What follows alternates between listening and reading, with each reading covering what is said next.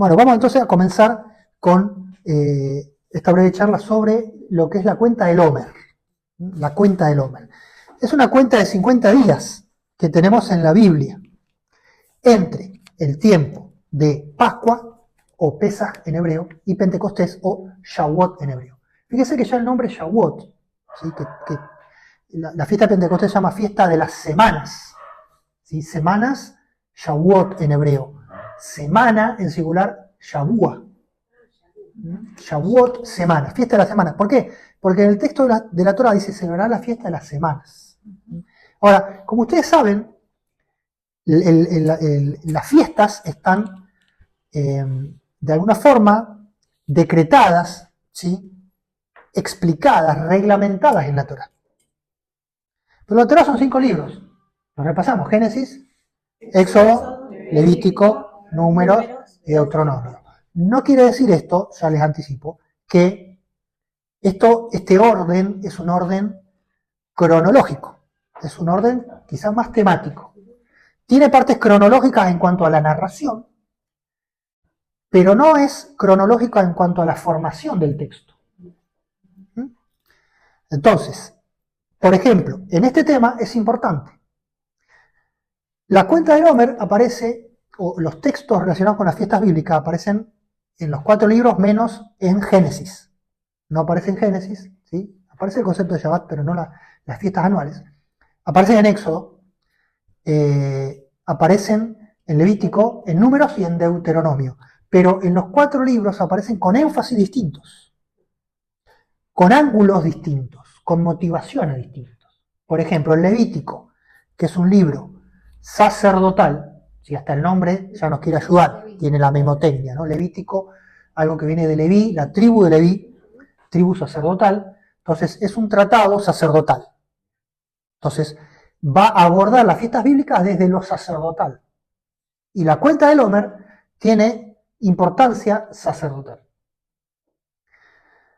A su vez, por ejemplo, el texto de Deuteronomio es un texto que tiene un bies, un ángulo un poco más nacional o social, más político.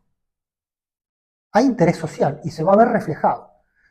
Y el Éxodo, y en los textos donde va a aparecer o no va a aparecer las fiestas bíblicas y el Homer, tiene que ver con textos que se cree más antiguos, más de legislación antigua. Entonces, pasando esto al tema particular de las fiestas bíblicas, donde está el Homer, la cuenta del Homer, tenemos que hay textos más antiguos de la tradición, de los pactos de Dios con Israel, de la herencia, ¿sí? De la herencia de Israel a lo largo de las generaciones, que parece que están reflejadas en Éxodo, los primeros códigos, las primeras leyes.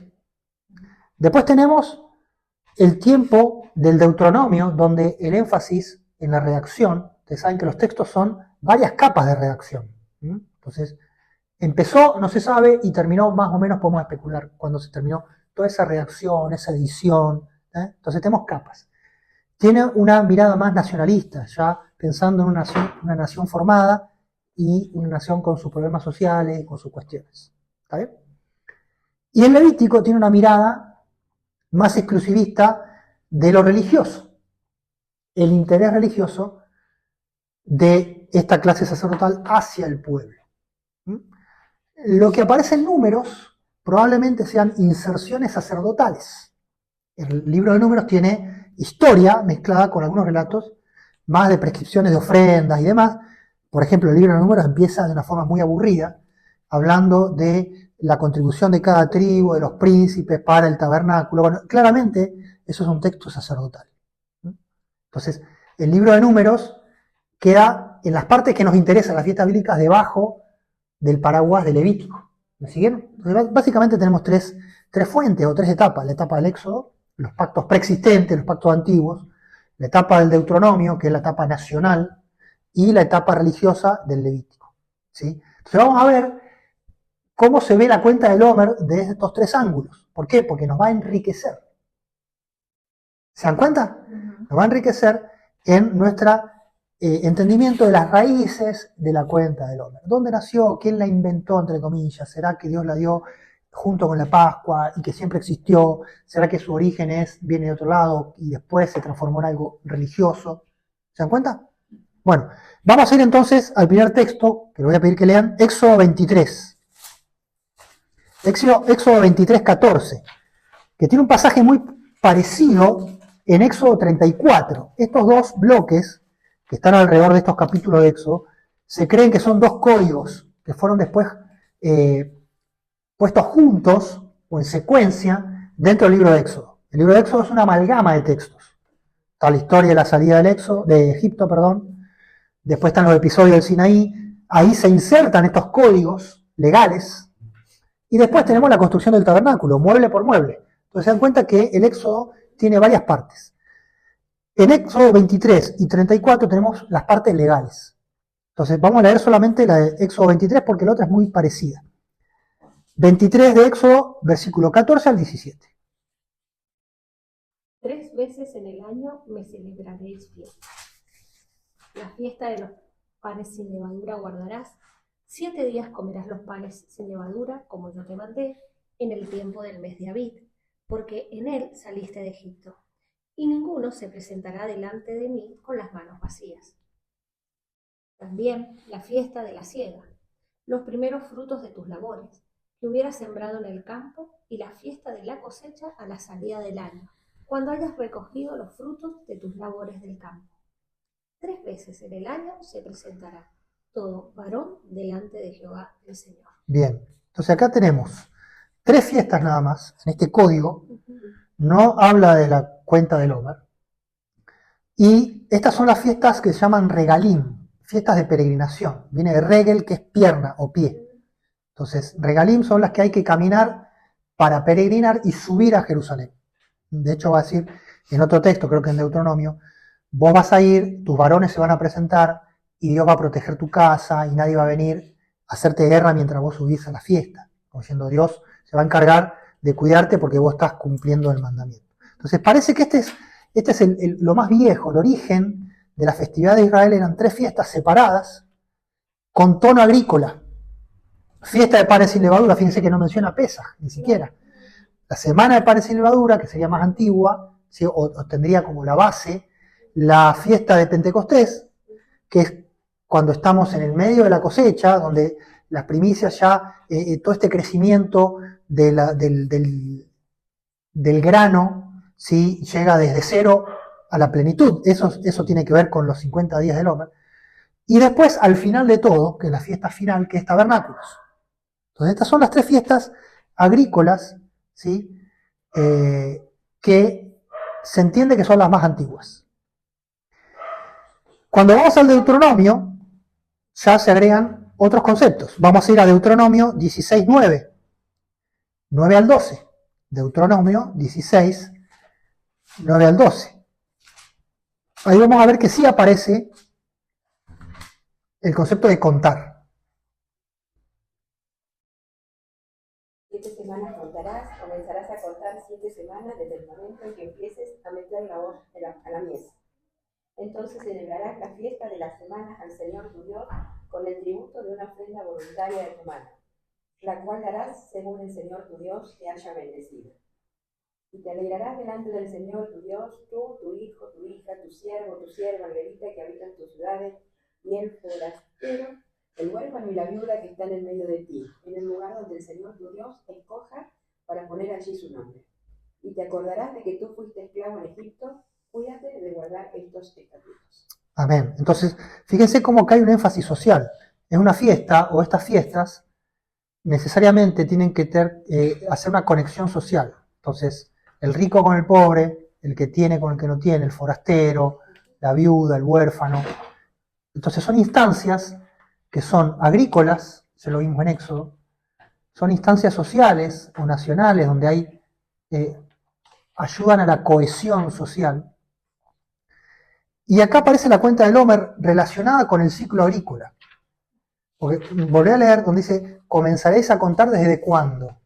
7 semanas contarás, sobre 7 semanas desde el momento en que empieza a meter la hoz a la mies. Bien, entonces acá la cuenta es una cuenta agrícola. ¿Qué quiere decir? Yo voy a tener 50 días entre el primer grano cosechado, que allá en Israel se dice y se entiende que es la cebada, lo primero que va saliendo, hasta la cosecha mayor del trigo y todo lo que sembraron, en cuanto a granos. ¿Sí? Después va a venir la uva, el olivo, etcétera, más al final. Pero lo que es primavera y verano son esos 50 días donde crece el grano, que es el alimento principal, la base alimentaria, que es el pan. Y ahí por eso conectamos después con el pan. Entonces, es una cuenta agrícola. Los 50 días salieron del calendario agrícola de Israel, o del calendario en Canaán. ¿Se dan cuenta? ¿Mm? Eso es la base.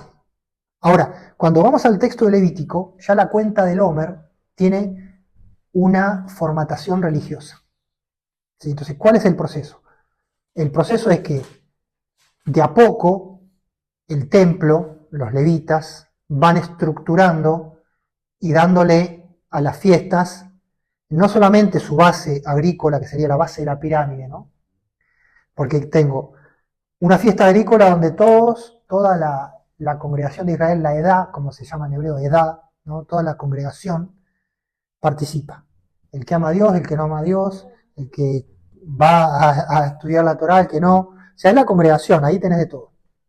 No hay filtros, porque es la congregación. La base, o sea, el estrato, donde la fiesta es una fiesta agrícola, es una fiesta de todos. Sobre eso viene ya un primer filtro, que es una fiesta nacional, o sea, hay una cuestión de ciudadanía, pero que también atiende al que no es ciudadano, lo hemos visto. Pero ya hay una distinción. ¿Por qué? Hay una cuestión social. Los que son la base productiva son los que están cosechando y los que tienen riqueza y los que en Shavuot van a traer los panes, van a traer las primicias. El pobre que no tiene tierra no tiene que presentar. ¿Se dan cuenta? Entonces, ese también tiene lugar. Entonces, el que tiene que hacer lugar para el que no tiene, etc. Entonces, ya hay un nivel más de estructuración nacional, en fin. Y sobre eso viene el aspecto espiritual religioso, que es el templo. El templo, a eso le da una vuelta de rosca más que la que vamos a ver en Levítico. Entonces, la fiesta es de agricultura, es nacional, ¿sí? Donde también participa es lo nacional, pero ahí aparecen las clases sociales, los roles, el extranjero y demás.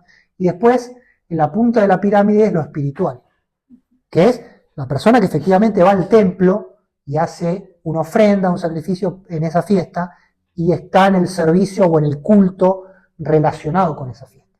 ¿Sí? Andando los años, andando los siglos, y cuando Israel quedó en diáspora, ¿sí? Ya en tiempos del Nuevo Testamento para acá, el aspecto religioso quizás fue el único que quedó. Y el único que uno conoce. Entonces, nosotros pensamos que son fiestas religiosas. ¿Está bien? Pero tenemos que entender estas tres dimensiones. Entonces, la cuenta del Homer está relacionada con lo agrícola, ¿sí? De ahí sale, no tiene nada de ritual o cultual, ¿sí? Pero sí tiene un simbolismo, o sea, tiene una realidad agrícola, que como todo lo agrícola en la Biblia se toma para enseñanza espiritual. Y es ahí donde aparece la cuenta, que no es contar los 50 días, sino que es una cuenta que se cuenta con una gavilla, con un Homer de cebada. Y ahí aparece el nombre Homer, que es la medida de cebada que yo voy a presentar en el templo. Para eso tengo que leer Levítico 23:9. Levítico 23:9 al 17. Y habló Jehová a Moisés, diciendo: habla a los hijos de Israel y diles: cuando hayas entrado en la tierra que yo te doy, y seguéis su mies, traeréis al sacerdote una gavilla por primicia de los primeros frutos de vuestra siega. Y el sacerdote mecerá la gavilla delante de Jehová para que seáis aceptos. El día siguiente del día de reposo la mecerá. Y el día que ofrezcáis la gavilla, ofreceréis un cordero de 1 año, sin defecto, en holocausto a Jehová. Su ofrenda será 2 décimas de efa de flor de harina, amasada con aceite, ofrenda encendida a Jehová en olor gratísimo. Y su libación será de vino, la 4ª parte de 1 hin. No comeréis pan, ni grano tostado, ni espiga fresca, hasta este mismo día, hasta que hayáis ofrecido la ofrenda de vuestro Dios. Estatuto perpetuo es por vuestras edades en donde quiera que habitéis. Y contaréis desde el día que sigue al día de reposo, desde el día en que ofreciste la gavilla de la ofrenda mecida, 7 semanas cumplidas serán. No me acuerdo este versículo. 17. Hasta el día siguiente del 7º día de reposo contaréis 50 días. Entonces ofreceréis el nuevo grano a Jehová.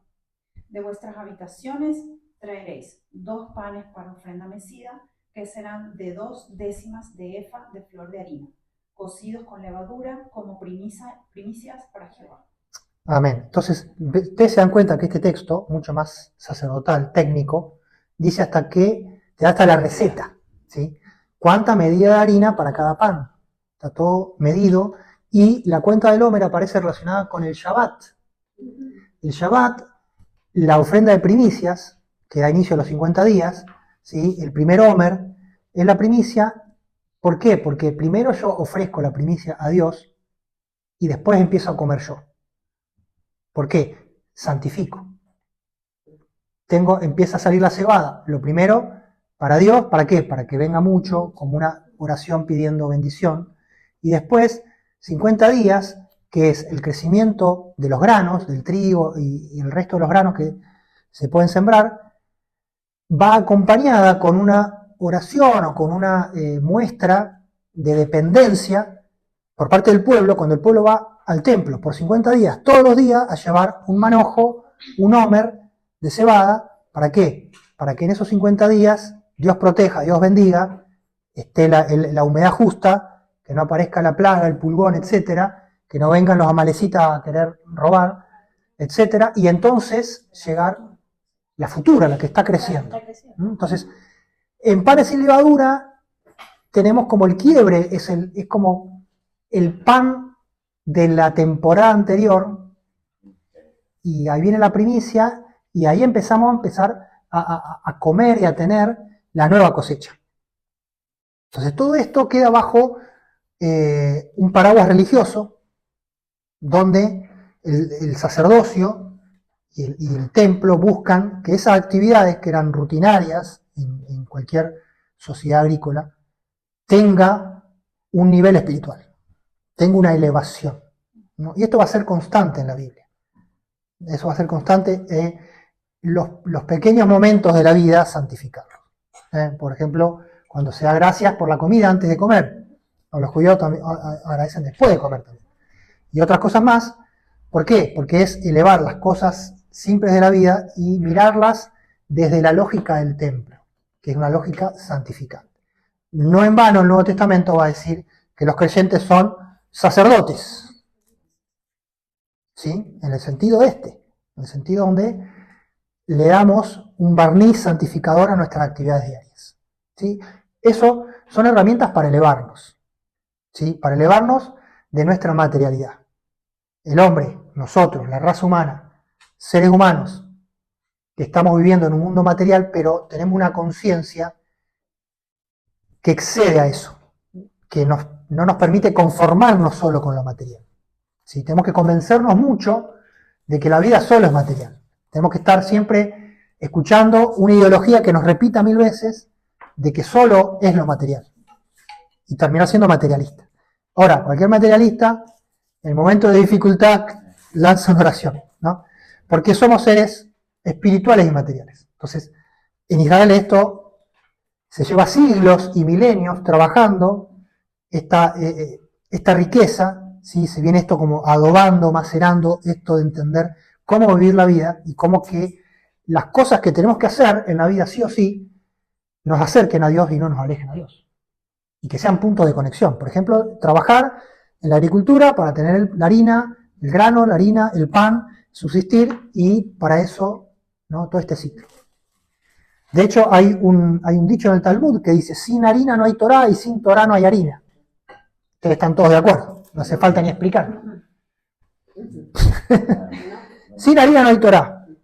¿Qué quiere decir? Si yo no tengo harina, no tengo pan, si no tengo el sustento mínimo, no me voy a poder ocupar de Dios y de sus leyes. Si estoy tratando de sobrevivir, estoy en el hambre, voy a tratar de robar para conseguir, ¿sí? O haré cualquier cosa porque estoy sin harina. Pensando en el símbolo de la harina como la base del alimento. Y sin Torah no hay harina, que es la otra verdad. Sin Torah no hay harina. Si yo me alejo de la Torah, ¿qué es la Torah? Y la Torah son las reglas de esta vida. La Torah me enseña a vivir. Bueno, 6 días trabajarás y 1 descansarás. No dice, 7 días descansarás y nunca trabajarás. Entonces, si yo dejo la Torah, tarde o temprano, dice el dicho, me voy a quedar sin harina. ¿Está bien? Porque yo no ando por el camino de Dios como el famoso hijo pródigo. Se alejó de la Torah, se alejó de las cosas que hay que hacer en la vida y terminó sin harina. Ni siquiera harina de algarroba, que comía la algarroba ahí con los cerdos. Entonces, para redondear este tema, 50 días de la cuenta del hombre, ¿se entendió? Entonces, eso tiene un significado espiritual que el templo nos da, que el Levítico nos da, y que tiene el trasfondo de la salida de Egipto hasta el monte Sinaí.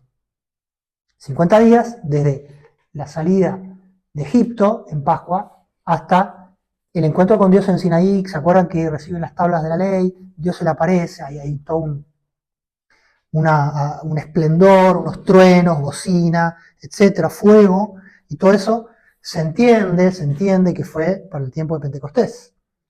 Coincide más o menos el relato, pero eso ya es una lectura espiritual. Entonces, así como, ¿qué pasa en esos 50 días? En el día 0 yo tengo apenas una primicia. El resto de los granos está naciendo, ahí está queriendo formarse. Cuando llega el día 50 yo ya tengo mucha cosecha. Entonces es un periodo de crecimiento natural sostenido. Entonces, traído esto al ámbito espiritual, ¿sí? como los levitas, como los sacerdotes nos traen y nos dicen, mirá las fiestas, como agrícolas, como nacionales, pero también miralas espiritualmente, ¿no? Porque si no te vas a perder una parte. Porque el mundo, creación de Dios, y el ciclo agrícola, también creación de Dios, porque lo que el hombre hace es entender cómo funcionan las plantas, los cultivos, no inventa el cultivo. Simplemente entiende las leyes naturales del trigo, de la cebada, del sorgo, de no sé quién, y acompaña. Sabe que después de intentar varias veces no va a sembrar en el otoño porque en el invierno no va a crecer. En Canaán se tiene que sembrar en tal época para cosechar en tal época. Entonces, ese ciclo termina siendo creación de Dios. Entonces tiene un mensaje de que hay un periodo para crecer y de maduración, hasta 50. Entonces, ¿qué será 50? 50 tiene un significado místico, bueno, algunos creen que sí. Yo voy a dar el significado bíblico. El número en hebreo es Hamishim. Hamishim. ¿Sí? Está en plural, porque viene de Hamesh, que es 5. ¿Sí? Hamesh, Hamishim. Y la palabra tiene que ver con, o casualidad, por ejemplo, la raíz, ¿sí? La raíz es Hamash, son las 3 letras, y por ejemplo ahí deriva la palabra Himush. Himush es munición, armamento, pertrecho de guerra. Está el verbo leit hamesh, estar armado, equiparse, estar pertrechado, estar con todo el equipamiento para la actividad. ¿Sí? Entonces, este número tiene esta raíz. Fíjense qué interesante. Los 50 días se supone que yo voy a llegar, imagínense, yo en el día 0 estoy desnudo, sin pertrechos, sin nada, y termino en el día 50 como un soldado que tiene, ¿no? Casco, bota, pantalón no sé cuánto, tiene el cinto, tiene colgado acá cruzado las municiones, el fal en el hombro, la cuchilla no sé cuánto, la palita para hacerla, ¿no? Pero está pertrechado, está completo, está equipado. Entonces muchos ven en el 50 un camino a la abundancia, un camino a la plenitud, ¿sí?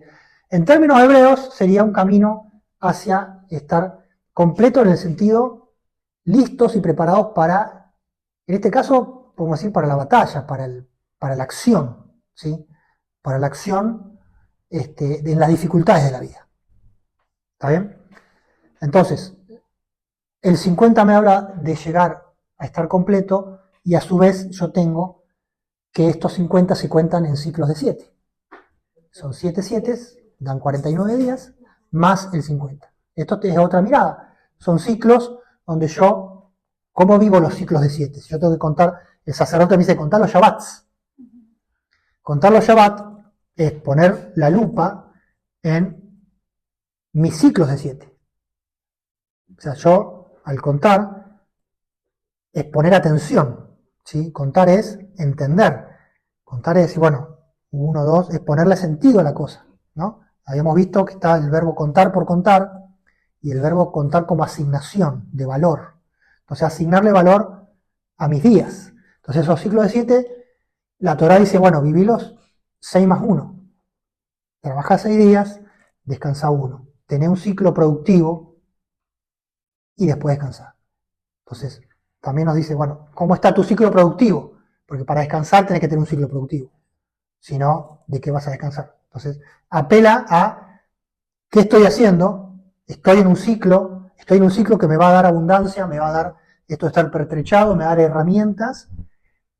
Y si estoy teniendo un ciclo, ¿ese ciclo está ordenado? ¿Ese ciclo tiene control o es un ciclo descontrolado? Si el ciclo está bajo control, significa que yo puedo activarlo y pausarlo. 6 días trabajo, 1 descanso. Soy señor de ese ciclo. Tengo autoridad por ese ciclo, como tengo autoridad para activarlo y tengo autoridad para desactivarlo. Si yo soy un esclavo del ciclo, no puedo desactivarlo. El esclavo no puede decidir cuándo va a parar. El esclavo no para. Depende de que otro diga, bueno, che, te veo cansado, descansá. Por ejemplo, entonces, si el ciclo es dueño de mi vida, y yo no, o sea, si el ciclo es señor de mi vida y yo no soy señor del ciclo, ahí es cuando la cuenta del Homer me hace reflexionar. Porque dice, contá tus ciclos, contá tus 7. ¿Cómo están tus 7? Bueno, es pensar, si yo tengo un ciclo productivo en mi vida, estudio, trabajo, hago lo que tengo que hacer, hago las actividades que tengo, las hago de forma ordenada, eso yo estoy en control y puedo parar, o es un ciclo descontrolado, o un ciclo deficiente, o un ciclo que tengo que revisar. ¿Amén?